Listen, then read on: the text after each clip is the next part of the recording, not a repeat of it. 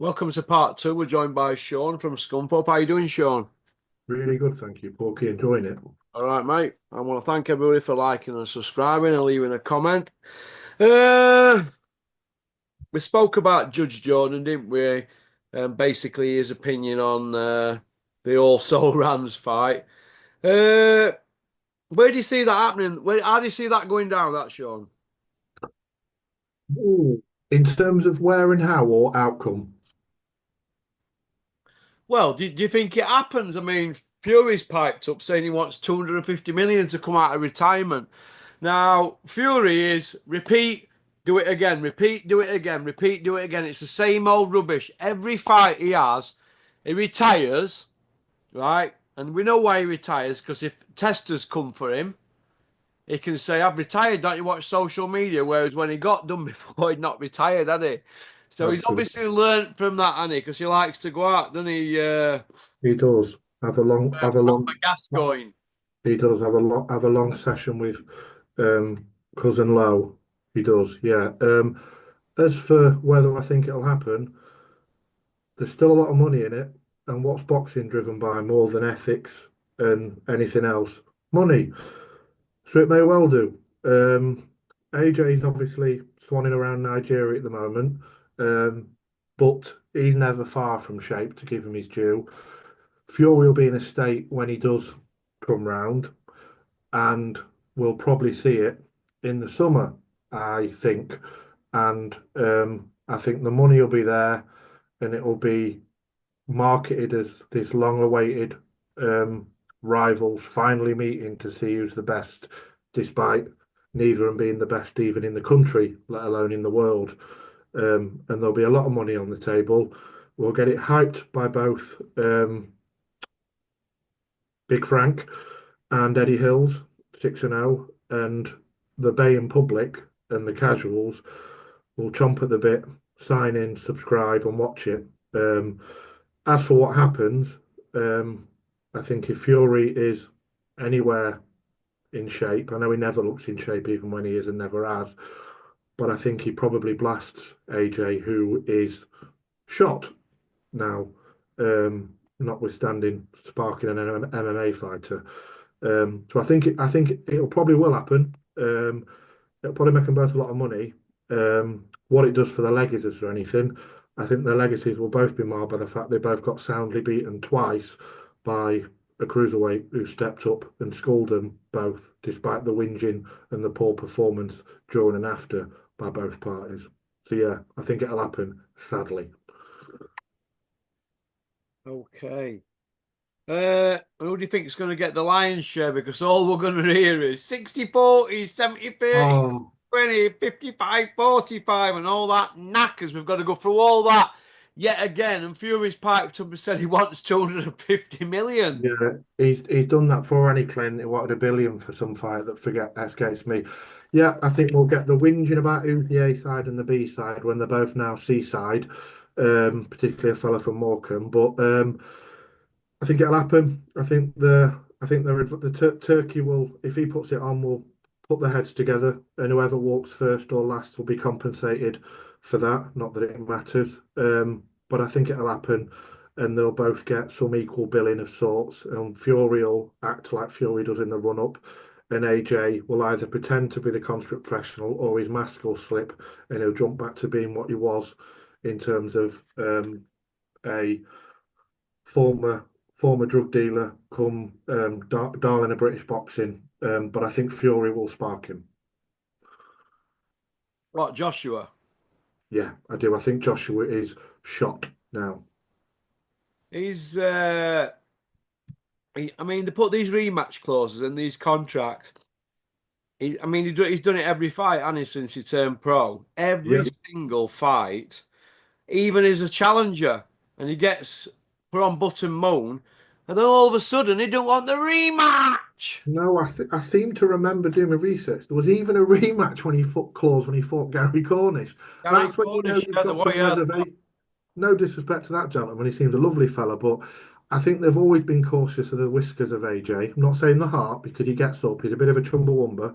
He does get up if he gets knocked down, but he's shot. He's shot, and I do think Fury for all his limitations now compared to what he was. Well, was he ever what we think? Sparking Wilder's not aged well, but I do think Fury will have too much for Joshua because Fury is bigger than him and can hold a shot better, even though he's been down more times than Eddie would let you remember. When you can get put down against a nondescript Eastern European and then a knackered cruiserweight in Stevie USS Cunningham, you're not immune yourself. But I think Fury will have too much. I think Fury's got more left than AJ, despite looking like shite physically. Yeah, yeah. Oh, AJ's well, what it is with AJ and Fury. Pair of them can't pull trigger. Fury can't pull it because he can't get out of the way because his legs have gone. Hmm. AJ don't pull it because he's frightened of what's coming back because he's not really had a chin. But when you look at it, they've been down on record 17 times between us, but it should be 18 because Joshua got flopped an extra time against a bar that Marcus McDonald missed it, didn't he? I'd forgotten that. Missed it or chose to miss it. Well, chose. Um, Yeah. yeah, but no, you're right. But I do think Fury does have he can get he can do 12 rounds better than Joshua despite looking awful. I think a lot of the look, and I know Fury's a big drinker and he carries all that fat round his midsection, but I do understand where Fury's concerned. My paternal family are Irish travellers and we all look like potatoes genetically no matter what. But I do think Fury's got more fitness within him and natural fighting instinct for Well, various reasons. I agree there, but boxing isn't about bodies, right? Because if it No, it's were, not. Andy Ruiz wouldn't have beat Joshua, would he? But No, Fury, he doesn't for he fights loose, so he doesn't force everything. He fights really relaxed and loose. So when you like that, you don't need a 10-week, 12-week camp. He's always just done enough to get by, hasn't he? you're Really. right. If it had always been about physique, Primo Canera would have been the best boxer in the '60s. It's never been about that. You're right. But Fury, I think, will outbox him, outfight him, and particularly with Joshua now being shot, it will be quite a decisive victory. After which, I don't think AJ has anywhere to go unless he's desperate for some more money and they resurrect Dillian for the third fight and decider, which would just be an absolute indictment of boxing if that happens. Oh, tell me I about it. know, I know, shouldn't have even raised it, but the depressing state of boxing is that that could happen as well. But I don't even want to go there. Shouldn't have raised it. I've depressed myself, Porky. What about what? The fact that Joshua could lose and then they could market a Dillian AJ decider. They You could have, know, they could have yeah, they could have a Dillian and a Joshua one, unfinished business, yeah. and Fury could decide to have a Chisora 4. If I was just about to say, if the Chisora 4 fight happens, I'm jumping in the River Trent, Porky. Jesus. Yeah, it is what it is, isn't it? Yeah. Jug ears were embarrassing on Talksport, wasn't it, today? Have you seen it? Oh my No, I God. haven't. Remind me, I've been in front of a laptop since 7 a.m. Tell us. Well, he's like, look, according to you, this is biggest fight in boxing, world boxing, Fury Joshua. Is this where boxing's at? We've got these two biggest fight in world boxing. Nobody's mentioning Dubois and Usyk going at it for undisputed. The biggest fight in boxing is two losers. Absolutely. And it makes a mockery. We've got people who deserve shots and fights like Caballel For and, Coley. and Bacoli. Do you know fighters that can actually fight and will fight anyone and have and are in the peak? People like that deserve to fight, not a couple of fellas over the hill with $250 million each. I don't want to see it. We don't want to see it. Proper people who know boxing, and I sort of include myself in that at a risk. There's no point to any of it other than cash. Yeah, It's becoming about as real as WWE. yeah, yeah. I see where you're coming from. I see where you're coming from. Best fight in boxing though. Second best fight, Ben Eubank Jr. Crusher Ben. Oh my God, he's soon changed his tune, hasn't you, Jug ears? Yeah, well, they like I say, they're talking heads, aren't they? But yeah, Ben Eubank still arguing about 45, 55 A side, B side. The two never has beens. I did like one of your previous fights, and I saw the picture about My dad beat your dad. My dad's got more money than your dad. It's about as real as that. A non-fight between the oldest prospect junior in the world against a spoilt pretend roadman who's privately educated and crap. Yeah, absolutely shocking. But Juggies has always been embarrassing, though, hasn't he, really, when you think about it? Yeah, but he needs a living, doesn't he? So he'll talk whatever's needed, won't he? Sadly, he'd sell. Yeah, he'll big up a fight for his paymaster again. And I'm not trying to sound particularly depressing, but it's just being a realist. That is not surprising, but just bloody depressing. I'm starting to wonder if Simon Jordan really does know his boxing, though, because when he started his interview with Juggies and Jim White, he was going on about Callum Smith being a two-weight world champion. Callum Smith's never been a two-weight world champion. No, he doesn't know, does he? Don't know He's the sport, does he? Why would no. you come out with that on a big show like Talk Sport, reading out the fighters and saying Callum Smith, a two-weight world champion, sorry, a former two-weight world champion. How is Callum Smith a former two-weight champion? He's a one-weight champion, and he didn't really beat any, and he's not really beat anybody. His best win's a one-armed bandit in Georgie Boy Groves. That is it. Rocky Fielding's his second best win. Simon Jordan knows two things: flogging mobile phones to make some money and taking a football club into administration. He doesn't know boxing. He's a shock jock. He's like the Americans. He says things to get a headline. And if we want to remember how much Jordan knows boxing, when he dragged Conor Benn over the coals, as soon as he met him, had a nice chat with him on his crap channel. Oh, I think he might be innocent because he sounded ever so genuine. So what does Jordan really know, and how much integrity does Jordan really have? Yeah, I agree. It ain't much, is it? No, none. I agree. Do you think they're abusing boxing fans trying to sell this Fury Joshua to us? Yeah, they are. They took it for mugs. Um, there's a reason people are switching off and following other sports, because you get proper fights. I'm not a UFC man. I'm not a UFC fan, but there seems to be more reality within that sport than boxing, and I think it's turning people off in droves. And it doesn't short term that fight will happen and make lots of money, but long term it's just another nail in the coffin for the integrity of boxing. But there's still enough people out there that do say it how it is. Froch, for instance, and a Yeah. couple of others, and I cling to them with the larger audiences to hope that there's still some voices that are well known. You've been doing it for what, 7 years on this channel? Seven Um, year, 3 month. yeah, but there's not many of you because you're not trying to beg a channel that flogs water or another crap product, um, to try and cling to your channel to make you crust. But they are. But someone like Froch, who's financially free, says, and I think with the growth of this channel, it shows that people do want to hear a bit of honesty. He's got a good personality as well, but that gives me hope in the sport amidst all the crap that there is. And as long as there's people like that and not blowing smoke but yourself, we've got half a chance of having some integrity and voices actually being heard out in the sport. But the likes of Jordan and co. find another hobby. Yeah. Yeah. I agree with you. I agree with you. Do you think Ben and Eubank will happen? Because they keep going on about splits and all that bollocks, don't they? I don't know because Ben, Eubank Jr. If I have to pick one I prefer out of the two, it's Eubank Jr. Um, and he's certainly a better boxer in resume. I know he won a British title a long time ago, and he's won the WBA interim, which means now, and the IBO twice. But he has at least won something, and he's been in big fights, albeit on the losing end. But he's a stubborn bugger. He is stubborn, and I admire that a little bit because he doesn't want to give up a penny more than he has to Ben, and I get it. Eubank's always fighting fit and never been anywhere near a failed drugs test, and yet the most unlikable man in boxing, who I think might just be Conor Benn, he seems to think he's got this worth and this name, and he has a name.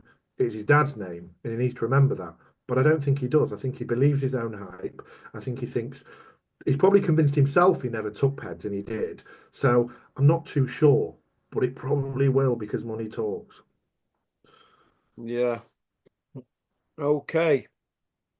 Well, if these two are biggest fights out there, Ben Eubank, I mean, Ben Eubank, right?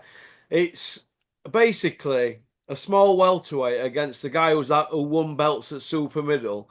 Yeah, So and it was passed, and one of them's failed two dope tests and not given explanation. And other one, well, he's had three dope issues.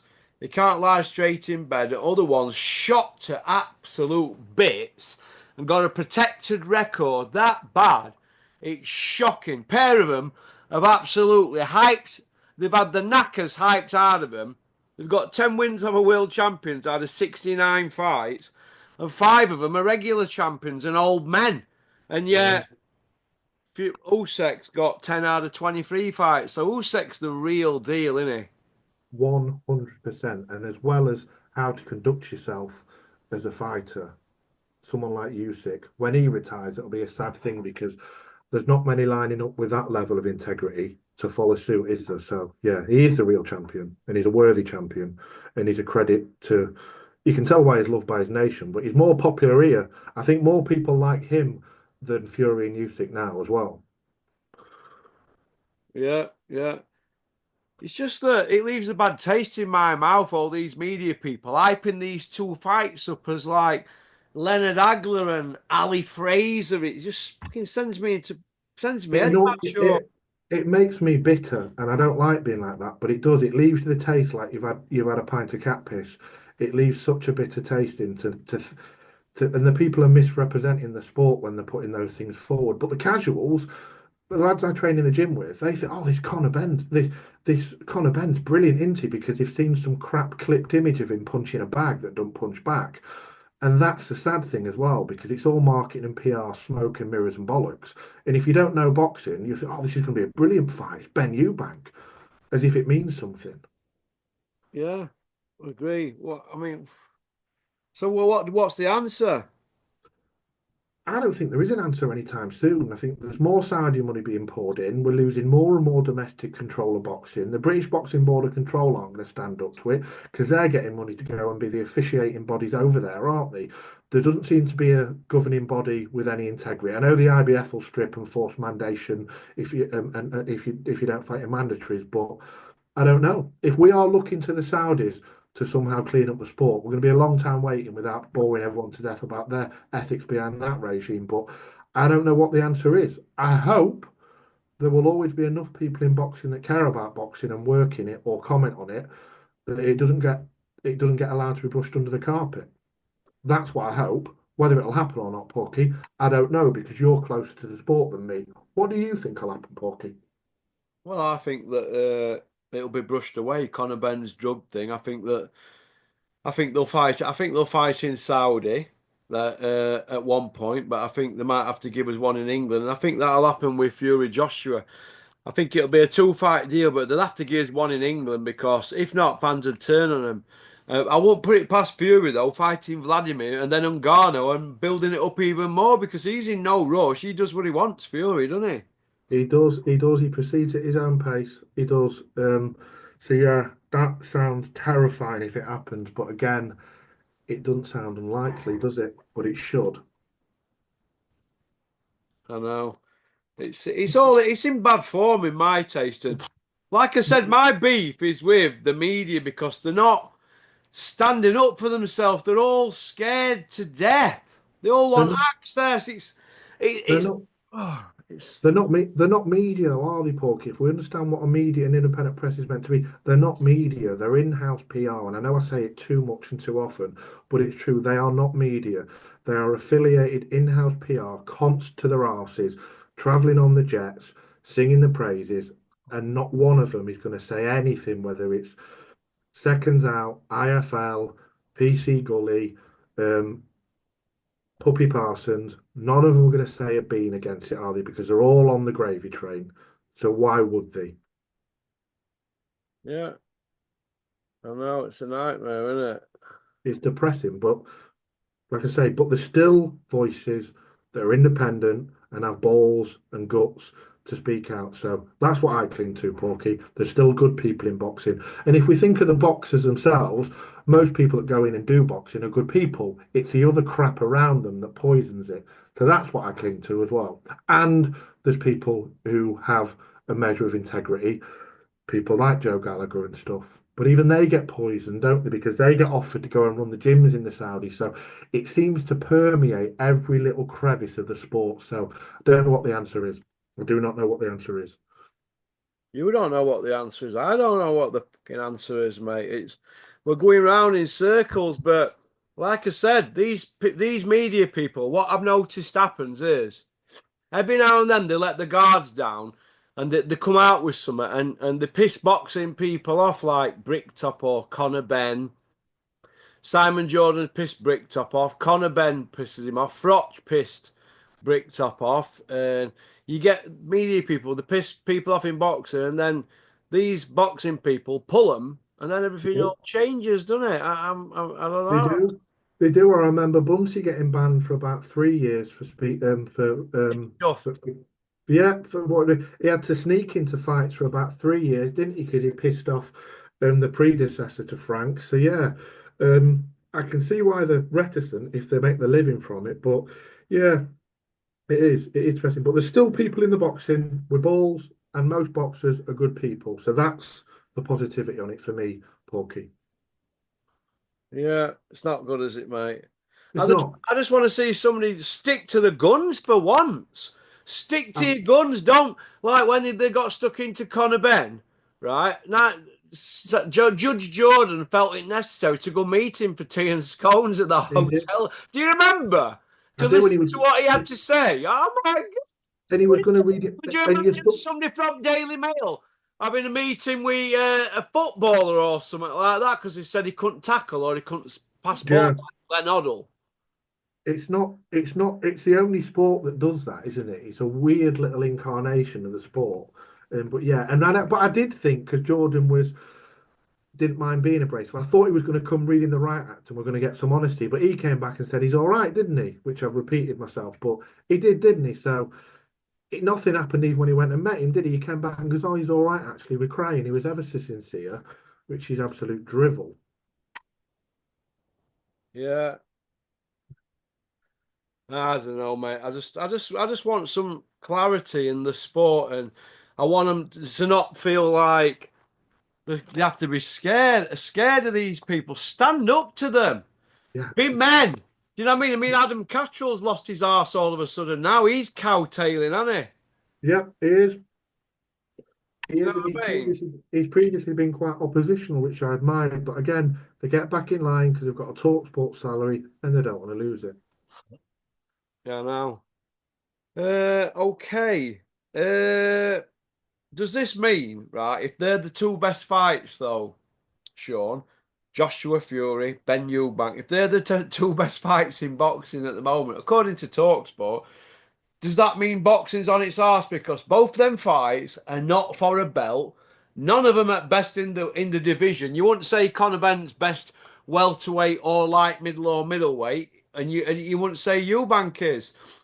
As regard, although middleweight's weak at the moment, and we both know that Fury and Joshua have been knocked about, haven't they? So how can these be? How can the how can it be? How can they beat best fights in boxing? Well, they're not. Like I say, those two have been knocked about more than John Fury's ex-women.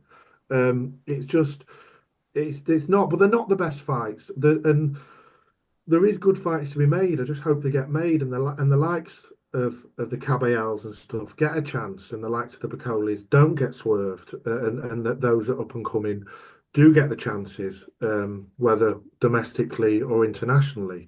Um, but I remain an optimist in that regard because otherwise we might as well all pack up and stop watching the sport if they're the two best fights. They're not the best fights; they're the most hyped fights, and we need to cling to that. Well, there's no way on this earth are they the best fights in this sport. If they're the best fights in boxing, I'm a Chinaman. Absolutely, and I'm slim. Yeah, that's it. I know I'm going to have for my supper later, though. Why, Weiss? Are we getting carried away by Jay Opatia? Hmm, interesting one. I watched the fight the following day.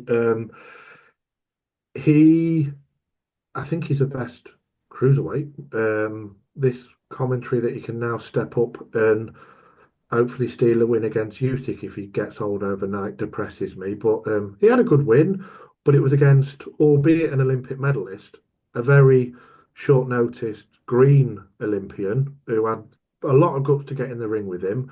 Um, but he did. He's in the British mind. He's very destructive because he sparked two British level fighters before he did deal with deal with that gentleman on Wednesday, Tuesday, Wednesday, depending on what your time zone is. But he's very good, and I do like the fact that when he gets hurt, 'cause in the second round he did get hurt, but he had a glint in an eye, like he liked it, and then fought back. I like that about him, but I think it's too early to tell if he is the next big thing. I'd love to see him in there with what is it, Ramirez. I'm crap with names, so let's see if he really is the best cruiserweight. He's a very strong gentleman to go 24 rounds with Bradis, who was probably Usyk's hardest fight, and he fought a large part of that fight with an absolutely shattered jaw. I'm always grateful. I'm always respectful when fighters fight with a jaw that knackered. That's why Ricky Burns went up in my estimations when he did that himself, albeit contentiously with a decision. But Opetaia, I think, is possibly the best cruiserweight. But let's stick him in with the other fella and see if he really is. Well, they're on about Usyk now, aren't they? Calling it, and Yeah. Daniel DeBar's called him out tonight, and he on social media, He, OPT. he is. Dubois got a lot gobby. I think he reads his script better in terms of what he gets told to say. But I I wouldn't want Usyk to drop down to cruiserweight at his age to fight him. But if Opetaia wants to step up and have a go, then that's admirable. But I wouldn't want Usyk's legacy to be tarnished because I am Team Usyk now. I really, really like him, and when we've seen what he's done, to lose to a much younger man due to nothing but age. But Usyk does seem a little bit ageless and very, very special. So we'll see. But I love Usyk to ride off into the sunset now because I think he deserves it. But he said he's not going to. So who knows? But Opetaia is possibly the best cruiserweight. Let's stick him in with the Ramirez, who might be the second other best one, and let's see if he's the best cruiserweight before we start talking about Triple D and Alexander. Do you think that Usyk could beat OPT if he come down to Cruiser? I think that we've discussed that briefly in the past, and I think I said that it wasn't a bad thing for Usyk to do, but what 37, 38 Usyk is, it cannot be easy dropping from. I know he's not a big heavyweight, but it can't be easy to lose 20 pounds at that age, nor healthy to fight a guy who is big at the weight and in his absolute prime. So, um, if I saw the fight, being Usyk biased, I'd want to see Opetaia step up so that Usyk doesn't have to drain himself. Well, I don't want to see Usyk come down to Cruiserweight because he's been in heavyweight a few years now. Me neither. Looks like they're just trying to put obstacle after obstacle after Yeah. obstacle to get It rid of doesn't. Usyk. Why don't they just give the man his flowers? He's cleaned up at cruiser and heavyweight, and yet he's not even in any conversations. It's like nobody wants to talk about him, innit? Yeah, it doesn't. I don't know, and correct me if I'm wrong, I don't know many people that have dropped back down and done well. I don't think it's good for you to do that, particularly like you said. He's been a heavyweight for a long time now since he cleaned up in Super Series, and then I can't even remember if he fought Bellew at a catchweight or cruiser, but that was a cash out fight for Tony anyway. But he's been a heavyweight for too long. If he fights on, I want him to fight a heavyweight and not drain himself and potentially damage himself health wise or legacy wise at cruiserweight because I think he's done enough to not have to drop down weights to chase fights. People should have to chase him and step up. Yeah, yeah, yeah. Agree with you, mate. I agree with you. Eddie's just said on social media just now, it's very, very close. Fury, Joshua, very close. So, what do you think to that? Very Yeah, close. there's been a lot of things very close. I know he's very close to an Australian female boxer. So I don't think I think he gets very close to a lot of things, some good, some bad. some marital, some extramarital. But if you're saying the fight's very close, perhaps it is very close. But yeah, we shall see. We shall see. Yeah. I didn't want to interrupt the questions at all, Porky, but just in the boxing world and the common world, and I don't want to deviate, but a few people commented on the various forums and stuff that people that come on this channel tend to agree with you. I don't think that's true because one thing you never do is give people a script to follow. So just in answering some of them in the boxing world and the people who are hardcore, I just wanted to say that people don't come on here to agree with you. People come on here because you give them a chance to. And the fact that we often do have aligned views on things is because it's one of the only channels where you can come on and not have to talk bullshit and agree with a narrative that the media put out there.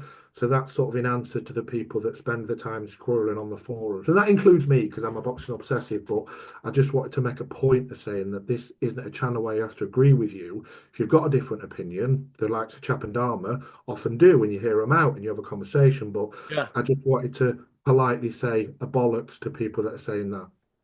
Well, look, it's a bit of banter, me and James have, but people take it wrong way and here. But I say this: I ain't forcing you to watch. Now, many years ago, I used to go down to my mate's house when I was a kid, and he lived in a big house in Tickhill. He had a massive snooker table. I used to go around as a teenager and destroy him.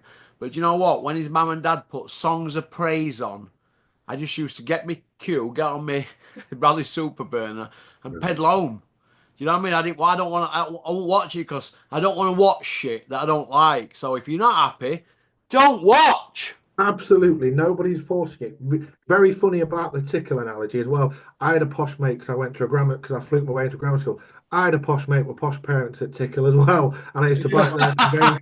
And I used to bike there from Gainsborough. I don't think they let you live it. I've never seen an house for less than 400 grand in Tickle anyway. So yeah, but that did make me chuckle. I used to bike there from Gainsborough as well. So it'll not be the same person, but that did make me chuckle. Yeah, Okay, do you want to go on to part three, kid? happy to. You shout Get when. half past, yeah? I'll be there. Bye. Kid, bye, bye. Thanks for liking, subscribing, and leaving a comment. Will join us in part three shortly. Pop, pop, bang. Go on, peace out.